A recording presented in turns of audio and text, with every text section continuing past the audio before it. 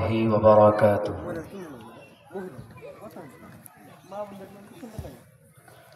الحمد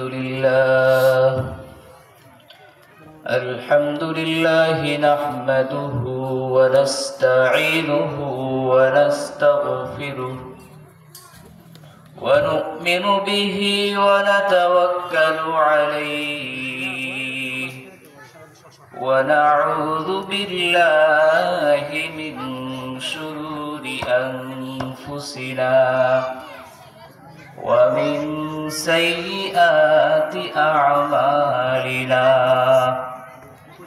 من يهده الله فلا مضل له ومن يضلله فلا هادي له ونشهد أن لا إله إلا الله وحده لا شريك له ونشهد أن سيدنا ومولانا محمدا عبده ورسوله أرسله بالحق بشيرا ونذيرا وداعيا إلى الله بإذنه وسراجا منيرا. أما بعد فأعوذ بالله من الشيطان الرجيم. بسم الله الرحمن الرحيم. ألا بذكر الله تطمئن القلوب. عليه وسلم هذه الآيات يومئذ تحدث أخبارها. قال أتدرون ما أخبارها؟ قالوا الله ورسوله أعلم. قال فإن أخبارها أن تشهد على كل عبد وأمة بما عمل على ظهرها، أن تقول عمل علي كذا وكذا يوم كذا وكذا. قال فهذه أخبارها. رواه أحمد والترمذي. وقال رسول الله صلى الله عليه وسلم في حديث آخر عن عبد الله بن عمر رضي الله تعالى عنه قال: رجل يا نبي الله من أكيس الناس وأحزم الناس؟ فقال: أكثرهم ذكرا للموت وأكثرهم استعدادا للموت قبل نزول الموت. أولئك هم الأكياس، ذهبوا بشرف الدنيا وكرامة الآخرة. عن شداد بن أوس رضي الله تعالى عنه قال: قال رسول الله صلى الله عليه وسلم: الكيس من دان نفسه وعمل لما بعد الموت، والعاجز من أتبع نفسه هواها وتمنى على الله. صدق الله العظيم وصدق رسوله النبي الكريم. الحمد لله। আল্লাহ রব্বুল আলামিনের দরবারে লাখো কোটি শুকরিয়া যে আল্লাহ রব্বুল আলামিন আমাদেরকে দুনিয়ার এই করুণ পরিস্থিতির মধ্য দিয়ে আল্লাহ রব্বুল ইজ্জত আমাদেরকে ঈমানের সাথে রেখেছেন এবং একটি দ্বীনি মজলিসে আসার বসার এবং কিছু কথা বলার এবং শোনার তৌফিক দান করেছেন। এজন্য সকলেই দিল থেকে বলবো আলহামদুলিল্লাহ।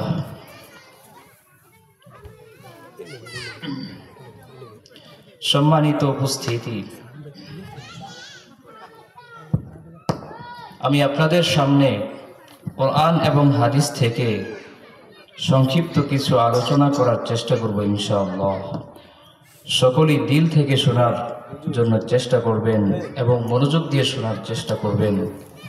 হইতে পারে আল্লাহ রাব্বুল আলামিন এই অল্প কিছু কথা শোনার মাধ্যমে আল্লাহ রাব্বুল আলামিন এমন কোন রাস্তা আপনাকে বের করে দিবেন যে রাস্তার মাধ্যমে আপনার দিলের মধ্যে যত অশান্তি রয়েছে, যত পেরেশানি রয়েছে, আল্লাহ রাব্বুল আলামিন হতে পারে এই সব কিছুকে দূর করে দিবেন এবং এমন একটা রাস্তা আল্লাহ বের করে দিবেন যে রাস্তার মাধ্যমে আপনি শান্তি পেতে পারেন। এজন্য মনোযোগ দিয়ে শোনার জন্য অনুরোধ রইল। সম্মানিত উপস্থিতি, আল্লাহ রাব্বুল আলামিন আমাদেরকে এই দুনিয়ায় পাঠানোর পূর্বে আরো দুইটা জগৎ আমরা অতিক্রম করে এসেছি। একটি জগৎ হলো আলমে আরহাম, আলমে আরওয়াহ। দ্বিতীয় একটি জগৎ হলো আলমে আরহাম। আলমে আরওয়াহ যেটাকে বলা হয় রূহের জগৎ। আমরা সকলেই প্রথমে রূহের জগতে ছিলাম। রূহের জগতের পরে আল্লাহ রাব্বুল আলামিন আমাদেরকে যে জগৎটিতে পাঠিয়েছেন সেটি হলো আলমে আরহাম, অর্থাৎ মাতৃগর্ভ।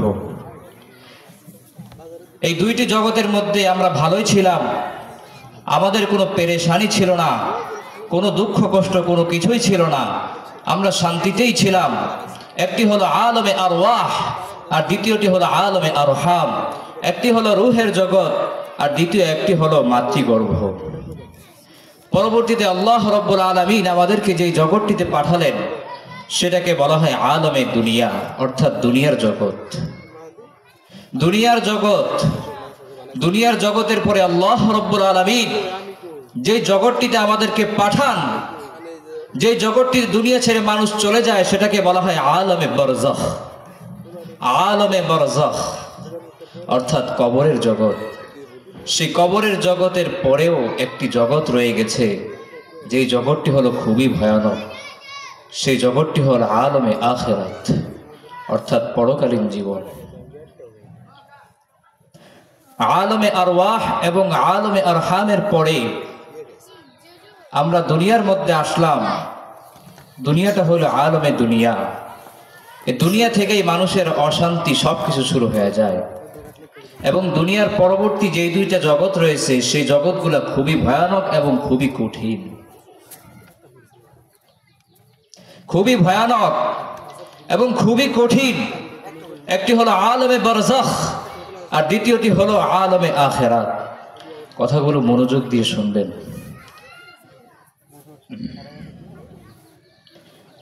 আলমে দুনিয়ার মধ্যে আসার পরেই মানুষের অশান্তি শুরু হয়ে যায়, দুঃখ কষ্ট সবকিছু শুরু হয়ে যায়। এর একটা প্রমাণ হলো আমরা দেখতে পাই যখন একটা শিশু তার মায়ের গর্ভ থেকে সবে মাত্র দুনিয়াতে আসলো আর সে কান্নাকাটি শুরু করে দিল। সে বুঝাইতে চায় যে আমার অশান্তি শুরু, সে বুঝাইতে চায় আমার খিদা লেগেছে, আমার অনেক কিছুর প্রয়োজন। এটা হলো আলমে দুনিয়া। আলমে দুনিয়া এটা হলো ইমতিহানের জায়গা, পরীক্ষার জায়গা। এখানে দুঃখ কষ্ট থাকবেই। পরীক্ষা এটা কোনো সুখের কোনো বস্তু না। পরীক্ষা এটা সুখের বস্তু না, এটা আনন্দ দেয় না। একটু মেহনত করতে হয়, পরিশ্রম করতে হয়। এই দুনিয়ার মধ্যে যারা হিসাব মিলিয়ে যাবে, এই দুনিয়ার মধ্যে যারা চিন্তা ফিকির করে চলবে, এই দুনিয়ার মধ্যে যারা নিজেদের জীবনকে গুছাবে, পরবর্তী দুইটা যুগের মধ্যে, দুইটা আলমের মধ্যে তাদের আর কোনো পেরেশানি হবে না। হযরতে ওমর ফারুক রাদিয়াল্লাহু তাআলা আনহু উনি বলেন, হাসিবু ক্বাবলা আন তুহাসাবু, হাসিবু ক্বাবলা আন তুহাসাবু। ও মানুষ, তোমরা শোনো, পরবর্তী দুইটা জমানায় যাওয়ার আগে এই দুনিয়ার মধ্যে হিসাব মিলিয়ে যেও। এই দুনিয়ার মধ্যে হিসাব মিলিয়ে যেও, সেই আখেরাতে হিসাব নেওয়ার পূর্বেই, আখেরাতে হিসাব নেওয়ার পূর্বেই তুমি দুনিয়ার মধ্যে হিসাব মিলিয়ে যেও। আল্লাহর রসুলের সাহাবী হযরতে ওমর ফারুক রাদিয়াল্লাহু তাআলা আনহু, জলিল কদর সাহাবী, যিনি দ্বিতীয় খলিফা ছিলেন, এবং অর্ধজগৎ রাজত্ব করেছেন। হযরত ওমর ফারুক তিনি কথা বলেছেন, হাসিবু ক্বাবলা আন তুহাসাবু, ও মানুষ পরকালে যাওয়ার আগে দুনিয়ার মধ্যে নিজের হিসাব নিজে একবার মিলিয়ে যেও। এজন্য একটু আমাদের চিন্তা ফিকির করতে হবে, দুনিয়ার মধ্যে হিসাব মিলিয়ে যেতে হবে। পরকালে গিয়ে হিসাব মিলালে বাঁচার কোনো উপায় থাকবে না। তো আসুন আমরা পরকালে কিভাবে সে আল্লাহ রব্বুল আলামিনের কঠিন পাকড়াও থেকে বাঁচতে পারি সেটা একটু জেনে নেই। দুনিয়ার মধ্যে মানুষ তার জীবনকে দুই রকম ভাবে সাজায়।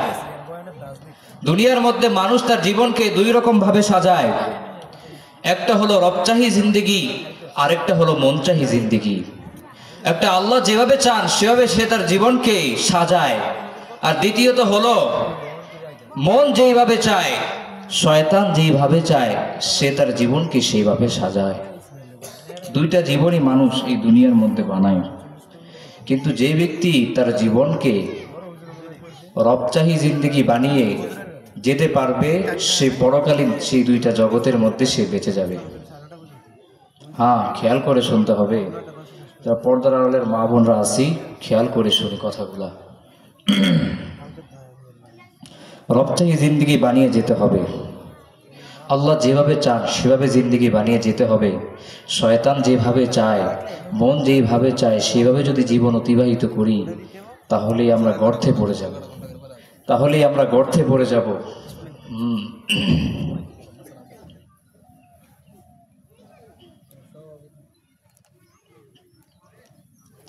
তো আল্লাহ রাব্বুল আলামিন যেভাবে চান সেইভাবে আমরা আমাদের জীবনকে কিভাবে বানাইতে পারি। আল্লাহ রাব্বুল আলামিন এজন্য আসমান থেকে ইলম পাঠিয়েছেন, যেটাকে আসমানি ইলম বলে, যেটাকে আসমানি ইলম বলে। এই আসমানি ইলম, আসমানি জ্ঞান, আল্লাহ প্রদত্ত জ্ঞান, এটা সকল মানুষের জন্য একটা নির্দিষ্ট পরিমাণ অর্জন করতে হবে, তাকে শিখতে হবে। এটা শিখা ফরজে আইন প্রত্যেক মানুষের জন্যই, চাই সে ছেলে হোক, চাই সে মেয়ে হোক, চাই সে ছোট হোক, চাই সে বড় হোক, সে যেই হোক না কেন আসমানি ইলমের একটা পরিমাণ জ্ঞান তার অর্জন করতে হবে, একটা জ্ঞান অর্জন করতে হবে। একটা পরিমাণ জ্ঞান অর্জন করা ফরজে আইন। আর আসমানি ইলম সম্পূর্ণটা কিছু মানুষ যদি অর্জন করে তাহলে এটা আদায় হয়ে যায়। এজন্য কতটুকু ইলম আমার অর্জন করতে হবে সেটা হলো আমাদের যে দৈনন্দিন যে কাজ আছে, আমরা যে কাজ করি, যেই শগুল নিয়ে আমরা থাকি, সেই শগুল সম্পর্কে কোরআন হাদিসে কি আছে, কি বর্ণিত আছে সেটা আমাদেরকে শিখতে হবে, সেটা আমাদেরকে জানতে হবে। একজন মানুষ মুসলমান, তার জন্য নামাজের মধ্যে কি কি নিয়মকানুন রয়েছে সেটা শিখতে হবে। একজন মহিলা, তার জন্য পর্দা করা ফরজ, তার জন্য পর্দা করা ফরজ, অবশ্যই তাকে পর্দা করতে হবে। পর্দা সম্পর্কে আমি আমার উস্তাদের কাছে একটা কথা শুনেছি, সবসময় উস্তাদ বলেন, একটু খেয়াল করে শুনবেন। পর্দা এটা অনেক মারাত্মক একটা বিষয়। পর্দা লঙ্ঘনের কারণে আজকে দুনিয়ার মধ্যে যে সমস্ত বিশৃঙ্খলা রয়েছে এর মধ্যে অন্যতম একটা কারণ হলো পর্দার খেলাফ চলা। মনে ব্যথা নেবেন না, কথাটা একটু মনোযোগ দিয়ে শুনবেন। কোরআন হাদিসের মধ্যে যেটা রয়েছে সেটা তো অবশ্যই আমাদেরকে বলতে হবে, বলার দায়িত্ব রয়েছে। পর্দা এটা অনেক মারাত্মক একটা বিষয়। নামাজ যেমন ফরজ, রোজা রাখা যেমন ফরজ, হজ করা যেমন ফরজ, যাকাত দেওয়া যেরকম ফরজ, পর্দা করাও ফরজ। পর্দা কেমন ফরজ? পর্দা এটা নামাজের চাইতেও মারাত্মক পর্যায়ের ফরজ। যখন কোনো মানুষ দুনিয়া থেকে চলে যায়, দুনিয়া থেকে চলে যাওয়ার পর তার আর নামাজ পড়া লাগে না, তার আর রোজা রাখা লাগে না, তার আর হজ করা লাগে না, কিছুই করা লাগে না। কিন্তু মৃত্যুর পরেও যদি কোনো মানুষ পর্দা যদি তার ছুটে যায়, তার জন্য আল্লাহ রাব্বুল আলামিন তাকে পাকড়াও করবেন। কথাটা একটু মনোযোগ দিয়ে শুনবেন। যদি মৃত্যুর পরেও তার পর্দার খেলাফ হয়, তাকেও এর জন্য আল্লাহ রাব্বুল আলামিনের কাছে জবাবদিহিতা করতে হবে। এজন্য দেখা গেছে যে ছেলেদের কাফনের সময় 3টা কাপড় দেওয়া হয়, আর মেয়েদের কাফনের সময় 5টা কাপড় দেওয়া হয়, 2টা বেশি দেওয়া হয়, যাতে করে তার পর্দার খেলাফ না হয়। যদি মৃত্যুর পরে আল্লাহ রাব্বুল আলামিন পর্দার জন্য ধরেন, মৃত্যুর পরে যদি আল্লাহ রাব্বুল আলামিন পর্দার জন্য ধরেন, একটু চিন্তা করবেন। একটু চিন্তা দেওয়ার জন্য আমি এখানে বসেছি। একটু চিন্তা করে দেখেন, মৃত্যুর পরে যদি সেটা ফরজ হয়ে থাকে, তাহলে দুনিয়ায় বেঁচে থাকা অবস্থায় সেটা কেমন ফরজ। হ্যাঁ, এই জন্য এই বিষয়টা খেয়াল করবেন, এই বিষয়টা খেয়াল রাখবেন। এজন্যই বলতেছিলাম, একটা পরিমাণ জ্ঞান, একটা পরিমাণ ইলম প্রত্যেক মুসলমান নর-নারীর জন্য শিক্ষা ফরজে আইন, শিক্ষা করা ফরজে আইন। যখন কোনো মা বোন তার একটা পরিমাণ ইলম সে অর্জন করবে, সে তার জীবনকে সাজাইতে পারবে, সে তার জীবনকে সুন্দর করতে পারবে, সে তার ঘরটাকে সুন্দর করতে পারবে, সে তার সমাজটাকে সাজাইতে পারবে। হ্যাঁ, পরিবারের মধ্যে কোনো অশান্তি থাকবে না, পরিবারের মধ্যে কোনো বিশৃঙ্খলা থাকবে না। যদি একটা পরিমাণ ইলম সে অর্জন করে, ওই পরিবারটা কতই না সুন্দর, যেই পরিবারের প্রত্যেকটা মানুষ আল্লাহ রাব্বুল আলামিন যেভাবে বলেছেন প্রত্যেকটা মানুষ সেইভাবে চলে। হ্যাঁ, প্রত্যেকেই মনের মধ্যে, দিলের মধ্যে এই খেয়াল ভালোভাবে গেঁথে নিতে হবে, আমার পরিবারটা এমন একটা পরিবার হবে, আমার পরিবারটা এমন একটা পরিবার হবে, আমার ফ্যামিলিটা এমন একটা ফ্যামিলি হবে যে পুরো সমাজের মানুষ আমার ফ্যামিলিকে অনুসরণ করবে। যে দেখছো ওই ফ্যামিলিটা কত সুন্দর, হ্যাঁ কত সুন্দর করে তারা চলে, এদেরকে ফলো করো, এদেরকে লক্ষ্য করো। এমন একটা ফ্যামিলি পরিবার বানানোর জন্য চেষ্টা করা দরকার।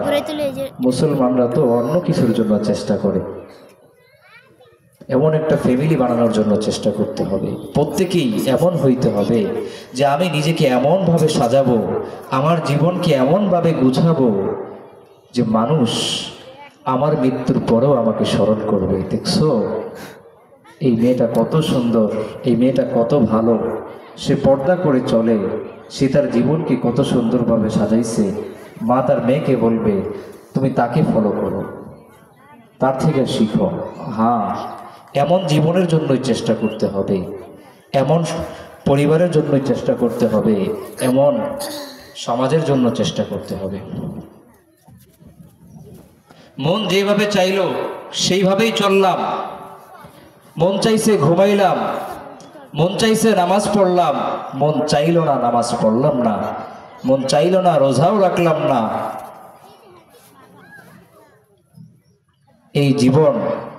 এই জীবন আবার পরকালে পার করতে পারবে না। আল্লাহ রসুলের এক হাদিস রয়েছে, আন আবি হুরায়রা রাদিয়াল্লাহু তাআলা আনহু قال قال رسول الله صلى الله عليه وسلم حفت النار بالشهوات وحفت الجنة بالمكاره। আল্লাহ রসুলের হাদিস, আল্লাহ রসুল বলেছেন যে জাহান্নামকে সাজানো হয়েছে মজাদার আনন্দদায়ক বস্তুর মাধ্যমে, জাহান্নামকে সাজানো হয়েছে মজাদার আনন্দদায়ক বস্তুর মাধ্যমে, আর জান্নাতকে সাজানো হয়েছে কষ্টদায়ক কঠিন বস্তুর মাধ্যমে। কথাটা একটু খেয়াল করে শুনবেন, আল্লাহ রসুলের হাদিস, আল্লাহ রসুলের হাদিস। আল্লাহ রসুল কি বললেন এই হাদিসের মধ্যে? আল্লাহ রসুল বলতেছেন যে জাহান্নামকে সাজানো হয়েছে মজাদার আনন্দদায়ক বস্তুর মাধ্যমে, আর জান্নাতকে সাজানো হয়েছে কঠিন কষ্টদায়ক বস্তুর মাধ্যমে। হ্যাঁ, এই জন্য দেখা গেছে দুনিয়ার মধ্যে মনচাহি জিন্দিগির মধ্যেই বেশি শান্তি, মনচাহি জিন্দিগির মধ্যেই বেশি শান্তি। হ্যাঁ, দুনিয়ার মধ্যে ভালো কাজ করার জন্য আল্লাহ রাব্বুল আলামিন আমাদের পিছনে কাউকে লাগাই দেন নাই, কিন্তু মন চায় না ভালো কাজ করতে, আবার তার পিছনে রয়েছে শয়তান। শয়তান খারাপ কাজের দিকে ডাকে, মনও খারাপ কাজের দিকে যায়। হ্যাঁ, এজন্য সেই দিকটাই অনেক মজা লাগে। এজন্য একটু খেয়াল করে শুনতে হবে আল্লাহ রসুল কি বললেন। আল্লাহ রসুল বললেন যে জাহান্নামকে সাজানো হয়েছে মজাদার আনন্দদায়ক বস্তুর মাধ্যমে, আর জান্নাতকে সাজানো হয়েছে কষ্টদায়ক বস্তুর মাধ্যমে। অতএব দুনিয়ার মধ্যে যে পুরুষ অথবা যেই নারী, যেই মহিলা সে তার দুনিয়ার জীবনকে ত্যাগ করবে, দুনিয়ার আনন্দদায়ক বস্তুকে ত্যাগ করবে, দুনিয়ার তার যেই জিনিসের মধ্যে তার মজা লাগে, ইসলামের পরিপন্থী আল্লাহ রসুল যেভাবে বলে গেছেন তার পরিপন্থী যে বিষয়ের মধ্যে তার মজা লাগে, একটু খেয়াল করে শুনতে হবে, সেই বস্তু আমাকে ত্যাগ করে দিতে হবে। একটু দুনিয়ার জীবন, সংক্ষিপ্ত জীবন, অল্প সময়ের জন্য আমরা দুনিয়াতে থাকবো। হ্যাঁ, এই অল্প সময় যদি আমরা একটু ত্যাগ করতে পারি, একটু বিসর্জন দিতে পারি, একটু যদি তার থেকে নিজেকে বাঁচায় রাখতে পারি, তাহলে আল্লাহ রব্বুল আলামিন এর পরিবর্তে আমাদের জন্য বিশাল কিছু রেখে দিয়েছেন। তো আল্লাহ রসুলের হাদিসের মধ্যে আল্লাহ রসুল বললেন যে জাহান্নামকে সাজানো হয়েছে মজাদার বস্তুর মাধ্যমে এবং জান্নাতকে সাজানো হয়েছে কষ্টদায়ক বস্তুর মাধ্যমে। এজন্যই যেহেতু জান্নাত আমরা সকলেই পাইতে চাই, জান্নাতের আশা সবাই রাখি, জাহান্নামকে কেউ ভালোবাসি না, জাহান্নামে কেউ যাইতে চাই না। এজন্য বিষয়টা খেয়াল করতে হবে। শীতের দিন নামাজ পড়তে হবে, ওযু করা লাগবে, কিন্তু কষ্ট লাগে। হ্যাঁ, এটাই তো আল্লাহ রসুল বুঝাইলেন, এটাই তো আল্লাহ রসুল বুঝাইলেন যে কষ্টদায়ক বস্তুর মাধ্যমে জান্নাতকে বানাইছেন। এজন্য পর্দার আড়ালের মা ও বোনেরা কথাগুলো একটু মনোযোগ দিয়ে শুনবেন, একটু খেয়াল করে শুনবেন। হইতে পারে আজকের কিছু কথা আপনার জীবনের মোড়কে ঘুরাইয়া দিবে, হইতে পারে আপনার জীবনের মোড় ঘুরাইয়া দিবে।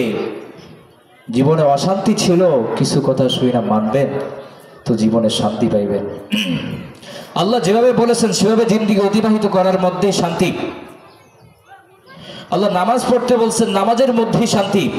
আমি অনেক জায়গায় যাই এবং অনেক স্কুলের ছেলে হোক যেই হোক, আমি জিজ্ঞাসা করে দেখেছি যে আচ্ছা বলো তো, তোমরা তো অনেক পিকনিকে যাও, অনেক জায়গায় যাও, প্রকৃত শান্তি কোথাও পেয়েছো? একজনের মুখ থেকে আমি শুনি নাই। যখন তাকে এই প্রশ্ন করলাম তো সে একটু দাঁড়িয়ে চিন্তা ফিকির করে বলল যে না ভাই, কোথাও তো পাইনি। কিন্তু যখন বললাম আচ্ছা বলো তো, তুমি যখন মসজিদে গিয়ে নামাজ পড়েছ, অথবা মেয়ে হলে তুমি যখন ঘরের মধ্যে নামাজ পড়েছ, তখন তার মধ্যে কি শান্তি পেয়েছ? তখন তার আর কোনো চিন্তা করতে দেরি হয় নাই, সে বলেছে ভাই এই কথা তো আর বলা লাগে না, এর মধ্যেই শান্তি রয়েছে। হ্যাঁ, শান্তি থাকবে না কেন? শান্তি থাকবে না কেন? দুনিয়ার মানুষকে কে বানাইছে? দুনিয়ার মানুষকে আল্লাহ রাব্বুল আলামিন বানাইছেন। দুনিয়ার মানুষ মানুষকে বানায় নাই। যদিও বাহ্যিকভাবে দেখা যায় একজন মানুষ থেকে আরেকজন মানুষ আসে, এটা আল্লাহ রাব্বুল আলামিন একটা মাধ্যম বানাইছেন, কিন্তু মানুষকে প্রকৃতপক্ষে আল্লাহ রাব্বুল আলামিন বানাইছেন। আর যেই বিজ্ঞানী যেই জিনিসকে বানায় সেই বলতে পারে ওই জিনিসটা কিভাবে চলবে এবং ওই জিনিসের মধ্যে কিভাবে চালাইলে ওই জিনিসটা সুন্দরভাবে চলবে, এটা সেই বিজ্ঞানী বলতে পারে, অন্য কেউ বলতে পারবে না। এজন্য মানুষকে যে বানাইছেন সকল বিজ্ঞানীর উপরে বিজ্ঞানী আল্লাহ রাব্বুল আলামিন, তিনি মানুষকে বানাইছেন এবং আল্লাহ রাব্বুল আলামিন এই মানুষ দুনিয়ার মধ্যে এসে সে তার জীবনকে কিভাবে গঠন করবে, সে তার জীবনকে কিভাবে বানাইবে, এটা আল্লাহ রাব্বুল আলামিন জানেন। আল্লাহ রাব্বুল আলামিন জানেন। আল্লাহ রাব্বুল আলামিন এজন্য যুগে যুগে নবীদেরকে পাঠায় জীবন বিধানও দিয়ে দিয়েছেন যে মানুষ যদি আমার এই কথাগুলো মাইনে চলে, দুনিয়ার মধ্যে তো শান্তি পাবেই, আর কাল কিয়ামতের ময়দানে আমি আল্লাহ রাব্বুল আলামিন কি রেখেছি এটা তার কল্পনায় নাই। হ্যাঁ, এজন্য আল্লাহ রাব্বুল আলামিন কোরআনে কারীমের এক আয়াতের মধ্যে বলেন, আলা বিযিক্রিল্লাহি তাতমাইন্নুল কুলুব, যে শুনে রাখো মনের শান্তি কিভাবে আসে, শুনে রাখো মনের শান্তি কিভাবে আসে, শুনে রাখো। আল্লাহ রাব্বুল আলামিন কোরআনে কারীমের মধ্যে বলতেছেন 13 নম্বর পারা সূরাতুর রাদ, যে আল্লাহ বলতেছেন বিযিক্রিল্লাহ, আল্লাহ রাব্বুল আলামিনের জিকির, আল্লাহ রাব্বুল আলামিনের স্মরণের মাধ্যমেই একজন মানুষ প্রকৃত শান্তি পাইতে পারে। স্মরণ, স্মরণ মানে আল্লাহ রাব্বুল আলামিন যেইভাবে জীবনকে অতিবাহিত করতে বলেছেন সেইভাবেই জীবনকে অতিবাহিত করা। রব চাহি জিন্দেগি বানানো, মন চাহি জিন্দেগি তরক করা। রব চাহি জিন্দেগি গ্রহণ করা এবং মন চাহি জিন্দেগিকে তরক করা। আল্লাহ রাব্বুল আলামিন বলেছেন বিজিক্রিল্লাহ, যেই কাজের মাধ্যমে আল্লাহ রাব্বুল আলামিনের স্মরণ হয়। নামাজ পড়লে আল্লাহ রাব্বুল আলামিনের স্মরণ হয়, পর্দা করলে আল্লাহ রাব্বুল আলামিনের স্মরণ হয়, এভাবে রোজা রাখলেও আল্লাহ রাব্বুল আলামিনের স্মরণ হয়, মিথ্যা থেকে বেঁচে থাকলেও আল্লাহ রাব্বুল আলামিনের স্মরণ হয়। দুনিয়ার আল্লাহর রসুল যত ভালো, আল্লাহর রসুল যত কাজের কথা বলার জন্য নির্দেশ দিয়েছেন, এই সবগুলোর মধ্যেই যখন মানুষ পালন করে তখন সে প্রকৃত শান্তি পায়। হ্যাঁ, দুনিয়ার মধ্যে অনেক মানুষকে দেখা যায় অনেক খুশি, তার মধ্যে অনেক আনন্দ, তার অনেক টাকা পয়সা, অনেক কিছু রয়েছে, তাকে আল্লাহ রাব্বুল আলামিন সুন্দর একটা রূপ দিয়েছেন, আল্লাহ রাব্বুল আলামিন তার সুন্দর একটা গঠন দিয়েছেন, তাকে উঁচা বড় একটা দেহ দান করেছে, সে চলতেছে, মানুষ মনে করে সে অনেক শান্তির মধ্যে আছে। না, এ কথা ভুল, এ কথা সত্যি ভুল।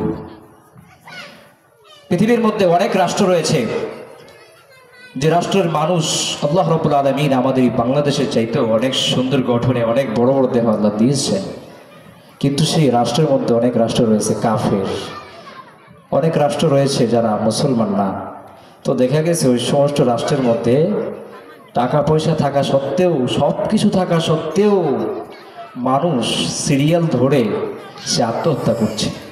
এর কারণ হলো সে শান্তি খুঁজে পাচ্ছে না। সৌন্দর্যের মাধ্যমে শান্তি আসে না, টাকা পয়সার মাধ্যমে শান্তি আসে না, কোনো কিছুর মাধ্যমে শান্তি আসে না, যতক্ষণ পর্যন্ত না আপনি আল্লাহ রাব্বুল আলামিন যেইভাবে বলেছেন সেভাবে আপনার জীবনকে অতিবাহিত না করবেন। এজন্য কবি বলেন, হুসনে তেরা চন্দে রোজ আখির ফানা হো জায়েগা, जिस पे तेरा नाज है वो खाक में मिल जाएगा। हुस्न तेरा चंद रोज आखिर फना हो जाएगा, जिस पे तेरा नाज है वो खाक में मिल जाएगा।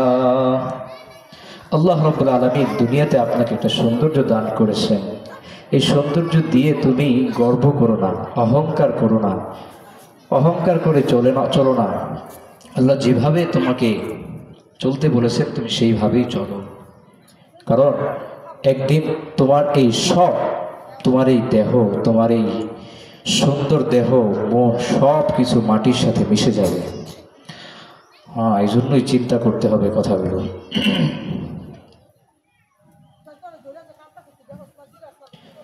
বলতেছিলাম, রব চাহি জিন্দগির মধ্যেই শান্তি, মন চাহি জিন্দগির মধ্যে কোনো শান্তি নাই। রব চাহি জিন্দগির মধ্যে শান্তি, মন চাহি জিন্দগির মধ্যেই কোনো শান্তি নাই।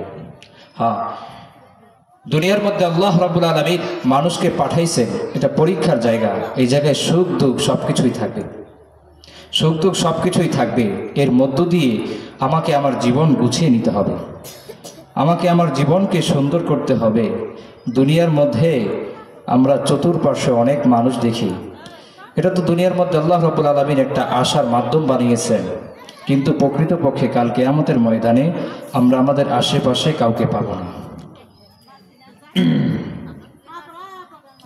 মানুষ দুনিয়ার মধ্যে একটা সময় পর্যন্ত সে তার জীবনকে চালায়, কিন্তু একটা সময়ের পর মানুষকে এই দুনিয়া থেকে চলে যেতে হয়, মানুষকে একটা সময় দুনিয়া থেকে বিদায় নিতে হয়, বিদায় নিয়ে আলমে বরজখের দিকে রওনা হইতে হয়। হ্যাঁ, এই আলমে বরজখ অনেক কঠিন, কবরের জগৎ অনেক কঠিন একটা জগৎ, কবরের জগৎ অনেক কঠিন একটা জগৎ। সাহাবা একরাম রাদিয়াল্লাহু তাআলা আনহুম আজমাইন, আল্লাহ রসুল যেভাবে বলেছেন সেভাবে তারা তাদের জীবনকে গুছানোর পরেও দেখা গেছে সাহাবা একরাম রাদিয়াল্লাহু তাআলা আনহুম আজমাইনের মধ্যে সেই কবরের ভয়, পরকালের ভয় রয়েই গেছে। এমনকি আল্লাহ রাব্বুল আলামিন জান্নাতের সুসংবাদ পর্যন্ত দুনিয়ার মধ্যে দিয়েছেন, কিন্তু তারপরেও তাদের ভয় রয়ে গেছে। এর মধ্যে একজন হলেন হযরত ওসমান রাদিয়াল্লাহু তাআলা আনহু। এক হাদিস রয়েছে, আন ওসমান আন্নাহু কানা ইযা ওয়াকাফা আলা কবরিন বাকা হাত্তা ইয়াবুল্লা লিহিয়াতুহু, যে হযরত ওসমান রাদিয়াল্লাহু তাআলা আনহু যখন কোনো কবরের পাশে দাঁড়াতেন, যখন কোনো কবরের পাশে হযরত ওসমান দাঁড়াতেন, তখন তার চোখ থেকে পানি পড়া শুরু হইত। কবরের সামনে দাঁড়িয়ে সে কান্না করা শুরু করতেন এবং সে কান্নার মাধ্যমে তার দাড়ি সব ভিজে যেত। ফাকিলা লাহু তুযকারুল জান্নাতু ওয়ান নার ফালা তাবকি ওয়া তাবকি মিন হাযা, তাকে জিজ্ঞাসা করা হলো, হে ওমর, হে ওসমান, তোমার সামনে তো জান্নাত এবং জাহান্নামের কথাও আলোচনা করা হয়, কিন্তু তুমি তো কান্না করো না, তুমি তো কাঁদো না, কবর দেখে তুমি কেন কাঁদো? ওয়া তাবকি মিন হাযা, এটা দেখে তুমি কেন কাঁদো? فقال حضرت عثمان বলেন, ইন্না রাসূলুল্লাহি সাল্লাল্লাহু আলাইহি ওয়াসাল্লাম قال ان القبر اول منزل من منازل الاخره فان نجا منه فما بعده ايسر منه وان لم ينج منه فما بعده اشد منه قال رسول الله صلى الله عليه وسلم ما رايت منظرا قط الا والقبر افزع منه। হযরত ওসমান বলেন, আমি রাসূল করিম সাল্লাল্লাহু আলাইহি ওয়াসাল্লামকে বলতে শুনেছি যে কবর হলো পরকালের ঘাটির মধ্যে সর্বপ্রথম ঘাটি। যে ব্যক্তি এই ঘাটির মধ্যে মুক্তি পেয়ে যাবে, পরবর্তী যত ঘাটি রয়েছে সবগুলোর মধ্যে সে মুক্তি পেয়ে যাবে। আর যে এই ঘাটির মধ্যে আটকে যাবে, পরকাল পরবর্তী যতগুলা ঘাটি রয়েছে সবগুলোর মধ্যে সে আটকে যাবে। আল্লাহ রসুল বলেন যে আমি কবরের চাইতে ভয়ানক কোনো দৃশ্য দেখি নাই, আমি কবরের চাইতে ভয়ানক কোনো দৃশ্য দেখি নাই। মা রাআইতু মানজারান কাত্তু ইল্লা ওয়াল কবরু আফযাউ মিনহু। আল্লাহ রসুল বলতেছেন যে আমি কবরের চাইতে ভয়ানক কোনো দৃশ্য দেখি নাই। হ্যাঁ, হযরত ওসমান বলেন, আমি তো এজন্যই কাঁদি, আমি এজন্যই কাঁদি, কবর নাকি অনেক ভয়ানক আমার নবী বলে গেছে। হযরত ওসমান রাদিয়াল্লাহু তাআলা আনহু, আল্লাহ রাব্বুল আলামিন তাকে জান্নাতের সুসংবাদ পর্যন্ত দিয়েছেন, কিন্তু তারপরেও তিনি কান্না করতেন। কিন্তু আজকে আমরা কবরের সামনে দিয়ে যাই, এমনকি আমার নিজের পরিবারের একজন লোক, তাকে কবরের মধ্যে রাখার পরে 3 দিন 4 দিন 5 দিন পর্যন্ত তার কথা মনে থাকে, তারপরে আর কথা মনে থাকে না। হ্যাঁ, এজন্য বিষয়গুলো খেয়াল করতে হবে, দিলের মধ্যে গেঁথে নিতে হবে এবং নিজের জীবনকে পরিবর্তন করতে হবে। দুনিয়ার মধ্যে যারা নিজেদের জীবনকে গুছিয়ে যেতে পেরেছে, তাদের জন্য আল্লাহ রাব্বুল আলামিন অনেক সুন্দর জান্নাত রেখেছেন, অনেক সুন্দর জান্নাত রেখেছেন। আল্লাহ রাব্বুল আলামিন পরকালে তাদের জন্য কি রেখেছেন? হ্যাঁ, হাদিসের মধ্যে আল্লাহর রাসূল সাল্লাল্লাহু আলাইহি ওয়াসাল্লাম ইরশাদ করেছেন, عن أبي هريرة رضي الله تعالى عنه قال قال رسول الله صلى الله عليه وسلم أعددت لعبادي الصالحين ما لا عين رأت ولا أذن سمعت ولا خطر على قلب بشر واقرؤوا إن شئتم فلا تعلم نفس ما أخفي لهم من قرة أعين। আল্লাহ রসুল তার হাদিসের মধ্যে বলতেছেন যে দেখেন, যে সাহাবা ইকরাম ওনারা তো এমনি এমনি পাগল হন নাই। সাহাবা ইকরাম রাদিয়াল্লাহু তাআলা আনহুম আজমাইন এবং সাহাবিয়া রাদিয়াল্লাহু তাআলা আনহা, ওনারাও এমনি এমনি পাগল হন নাই। অনেক সাহাবী দেখা গেছে ইসলাম ধর্ম গ্রহণের পরে তাদের যে ব্যবসা বাণিজ্য যা ছিল সব তারা তরক করে দিয়েছেন, সব কিছু তারা ছেড়ে দিয়েছেন। তাদেরকে জিজ্ঞাসা করা হলো যে বলেন যে আপনি ইসলামের আগে তো ব্যবসা করতেন, কিন্তু এখন ব্যবসা কেন ছেড়ে দিলেন? বলেন, আরে আমি তো আসল জিনিস পেয়ে গেছি, এখন আর আমার এটার দরকার নেই। হ্যাঁ, সাহাবা একরাম রাদিয়াল্লাহু তাআলা আনহুম শুধু শুনতেনই না, তারা শুনতেন না শুধু, তারা দিলের কানে শুনতেন এবং কি বললেন আল্লাহ রসুল, কি বললেন আল্লাহ কোরআনের মধ্যে, এগুলা নিয়ে তারা চিন্তা করতেন, ভাবতেন। কিন্তু আজকে দুনিয়ার মধ্যে মানুষের মধ্যে জানা আছে কিন্তু চিন্তা নাই। মানুষ আজকে চিন্তা করে না, জানে কিন্তু চিন্তা করে না, আবার জানেও না। হ্যাঁ, চিন্তা এটা অনেক বড় জিনিস। এই চিন্তা দেওয়ার জন্যই আমি এখানে বসেছি। দেখেন আল্লাহ রসুলের হাদিস, আল্লাহ রসুল বলতেছেন যে আল্লাহ তাআলা বলেন, আ'দাতু লিইবাদিয়াস সালিহিন মা লা আইনা রাআত ওয়া লা উযুনা সামিআত ওয়া লা খাতারা আলা কলবি বাশারিন ওয়াকরাউ ইন শি'তুম ফালা তা'লামু নাফসুম মা উখফিয়া লাহুম মিন কুররাতি আ'য়ুন। আল্লাহ বলতেছেন, আমি আমার নেককার বান্দাদের জন্য এমন জিনিস আমি আল্লাহ রাব্বুল আলামিন প্রস্তুত করে রেখেছি, যেটা আজ পর্যন্ত কোনো চোখ দেখে নাই, আজ পর্যন্ত কোনো কান শোনে নাই, এমন কি কোনো অন্তরে পর্যন্ত আসে নাই। একটু চিন্তা করে দেখেন আল্লাহ কি বললেন। আল্লাহ বলতেছেন, আমি এমন কিছু প্রস্তুত করে রেখেছি যেটা আজ পর্যন্ত দুনিয়ার কোনো চোখ দেখে নাই, কোনো কান শোনে নাই। আরে কান তো শুনবে দূরের কথা, কোনো মানুষের অন্তরেও এটা আসে নাই। নবীজি বলেন, তোমরা দেখো কোরআন পড়ে, ওয়াকরাউ ইন শি'তুম ফালা তা'লামু নাফসুম মা উখফিয়া লাহুম মিন কুররাতি আ'য়ুন। দুনিয়ার মধ্যে অনেক কিছু রয়েছে যেটা আমরা দেখার পরে পাগল হয়ে যাই। সামান্য থেকে সামান্য একটা বিষয় যেটা আমাদেরকে পাগল করে ফেলে। আবার অনেক সময় দেখা গেছে একটা জিনিস সারা জীবন দেখি নাই, শেষে দেখার পরে বললাম, আল্লাহ এমন জিনিসও দুনিয়ার মধ্যে আছে, আল্লাহ এমন জিনিসও দুনিয়ার মধ্যে বানাইছেন, জিনিস আবার এত সুন্দর হইতে পারে। হ্যাঁ, দুনিয়ার জিনিস দেখেই মানুষ পাগল। আল্লাহ বলেন যে আমি এমন জিনিস বানায় রেখেছি জান্নাতের মধ্যে যে কোনো চোখ দেখে নাই, কোনো কান শোনে না। আরে শুনবে তো দূরের কথা, কোনো মানুষের অন্তরে পর্যন্ত এই কথা আসে নাই। অন্য এক হাদিসের মধ্যে আল্লাহর রাসূল বলেন, عن أبي سعيد وأبي هريرة رضي الله تعالى عنه قال إن رسول الله صلى الله عليه وسلم قال। খেয়াল করে শুনেন যে দেখেন সাহাবা একরাম এমনি পাগল হন নাই, জান্নাতের পাগল এমনি হন নাই। ওনারা মিলিয়ে দেখেছেন যে দুনিয়া জান্নাতের সামনে তো কিছুই না, দুনিয়া তো জান্নাতের সামনে কিছুই না, এই দুনিয়ার পিছে ছুটে আমার কোনো লাভ নেই।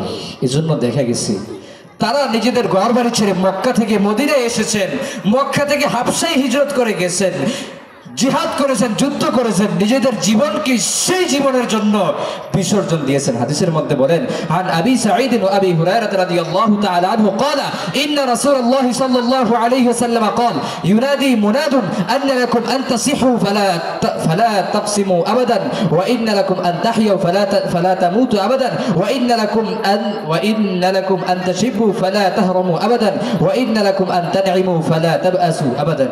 হাদিসের মধ্যে আল্লাহর রাসূলের ইরশাদ করেন, জান্নাতীরা যখন জান্নাতে যাবে একজন ঘোষণাকারী ঘোষণা দিবে। কি ঘোষণা দিবে? যে তোমাদের জন্য আজকে সুস্থতার নিয়ামত আল্লাহ দিয়ে দিয়েছেন, এই সুস্থতা আর কোনোদিন শেষ হবে না। খেয়াল করে শুনেন, দুনিয়ার মধ্যে সুস্থতার পরে অসুস্থ আসার পরে আবার মানুষ সুস্থ হয়, আবার অসুস্থ হয়, কত সমস্যা, কত ঝামেলা, কত পেরেশানি। জান্নাতের মধ্যে সাহাবা একরাম এমনি পাগল হন নাই, আল্লাহর রসুলের জন্য এমনি পাগল হন নাই, জান্নাতের জন্য এমনি পাগল হন নাই, সাহাবিয়ারা এমনি পাগল হন নাই। সাহাবিয়ারাও তো অনেক সুন্দর ছিলেন, অনেক কিছু ছিলেন, তারাও তো ইচ্ছা করলে অনেক সুন্দরভাবে ঘুরতে পারতেন, জায়গায় জায়গায় যাইতে পারতেন, মন মতো অনেক কিছু করতে পারতেন, কিন্তু তারা করেন নাই। তারা আসল জিনিসের জন্য পাগল হয়েছেন।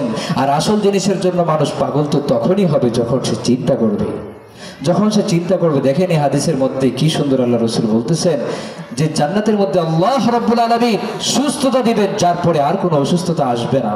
ওয়া ইন্না লাকুম আন তাহইউ ফালা তামুতু আবাদান, জীবন দান করবেন যে জীবনের পরে আর কোনো মৃত্যু আসবে না, জীবনের পরে আর কোনো মৃত্যু আসবে না। পরবর্তীতে বলতেছেন, ওয়া ইন্না লাকুম আন তাশিবু ফালা তাহরামু আবাদান, যৌবন দেওয়া হবে যে যৌবনের জন্য মানুষ পাগল।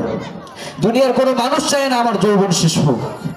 আল্লাহর রাসূল বলেন যে জান্নাতের মধ্যে আল্লাহ রাব্বুল ইজ্জত যৌবন দিবেন যে যৌবনের পরে আর কোনো বার্ধক্য আসবে না, কোনো দিন বার্ধক্য আসবে না, কোনো দিন বার্ধক্য আসবে না জান্নাতের মধ্যে। তারপরে বলতেছেন, ওয়া ইন্না লাকুম আন তানঈমু ফালা তাবআসু আবাদান, জান্নাতের মধ্যে মানুষ যে সুখী হবে, জান্নাতের মধ্যে মানুষকে যে আল্লাহ আনন্দিত করবেন, তারপরে আর কোনোদিন মানুষের মুখ বেজার হবে না, তারপরে আর কোনোদিন মানুষের মুখ বেজার হবে না, তারা আর নৈরাশ হবেন না, তাদের আর কোনো পেরেশানি আসবে না। হ্যাঁ, সাহাবা একরাম তো বোকা ছিলেন না, সাহাবিয়ারা তো বোকা ছিলেন না। ওনারা এমন জিনিসের জন্যই পাগল ছিলেন যে হ্যাঁ এই জিনিস তো আমরা চাই। সামান্য একটা জীবন, তুচ্ছ একটা জীবন, অল্প সময়ের একটা জীবন, এই জীবন তারা দেখেছেন যে অল্প দিন যদি আমি কষ্ট করি কত কত নিয়ামত আল্লাহ রেখেছেন। অপরদিকে আল্লাহ রসুল হাদিসের মধ্যে জাহান্নামের ভয়াবহতা বলেছেন। কারণ একটা মানুষ যখন তার পরবর্তীতে তার একটা কাজের পরে যখন তার ক্ষতি সে চিন্তা করে, তখন সে আর ওই কাজ মনোযোগহীনভাবে সে করে না। একটা ছাত্র যখন পরীক্ষা দেয়, তার মধ্যে যখন চিন্তা থাকে যে যদি আমি ভালো করে পরীক্ষা না দিই তাহলে তো আমি ফেল করব, অথবা আমি চাকরি পাবো না, ইত্যাদি ইত্যাদি বিভিন্ন সমস্যার সম্মুখীন হইতে হবে, তখন এই ছাত্রটা পেরেশানি হয়ে যায় এবং সে খুব মেহনত করে।